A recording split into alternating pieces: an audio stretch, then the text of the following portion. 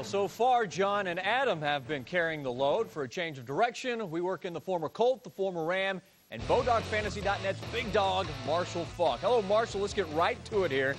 The Eagles have managed just one offensive touchdown in 2 games. So I want to know, have you bailed from the Donovan McNabb, Brian Westbrook bandwagon yet? No, I haven't. And you got to think about this here. Donovan basically has a set of new legs underneath him. One leg he rehabbed because he had ACL repair, and the other leg he's basically been on the last like 7 or 8 months trying to rehab the other leg. So once he gets his legs up underneath him, and he's learning how to play full games with the new knee, I see him definitely coming back. Yeah, Brian Westbrook has put up the yards, no touchdowns yet. Okay, the Cowboys offense has been lighting it up so far, but this week, the real test, Soldier Field, Sunday night. How do you think Tony Romo and the boys are going to do against the Bears defense? You know what? I think that they'll handle it. And when you look at the Bears defense, they're structured. Anytime you give Tony Romo, Terrell Owens, and the dual running back set a system to go up against, it's something that they can practice for. The thing that's going to surprise them is the speed. And it's really going to be up to that offensive line to keep that front four of Chicago off of Tony Romo. All right, Tom Brady, he's come out this season like a house on fire. He's completing 80%. So I want to know, has he passed Peyton Manning now as that #1 fantasy quarterback?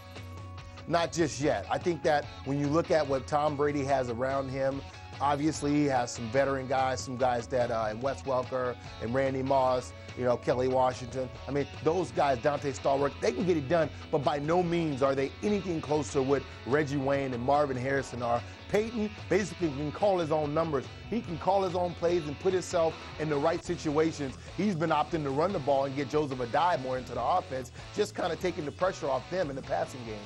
All right, the Raiders' offense has been spotty. Lamont Jordan has looked good, but I want to know, they need a breakout week. Is it going to come at home against the Browns this week? You know what? It can. It can. And you look at what the Browns let happen last week, the shootout that they were in. I think that the Raiders are definitely in for a breakout, and their defense is playing well. If their defense can cause some turnovers and get them in better situations, I see McCown and that offense really getting going this week. Okay. With that, I want to know, give me your stud, your dud, and your sleeper for week 3.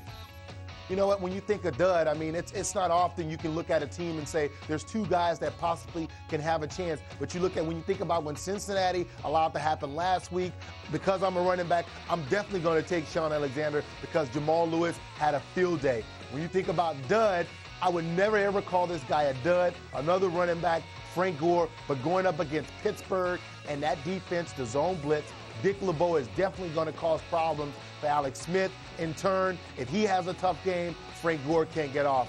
And my sleeper, what's going on with the Giants secondary? That's all I want to know. They get no pass rush. Brett Favre lit them up. Tony Romo lit them up. I'm looking for Jason Campbell to also light them up. All right, and that's not a bad pick considering that he played well against the Eagles on Monday night. So we'll see how he does against the Giants. All right, Marshall, we'll see you next week. Once again, great work. All right, guys. Prime time or pine time.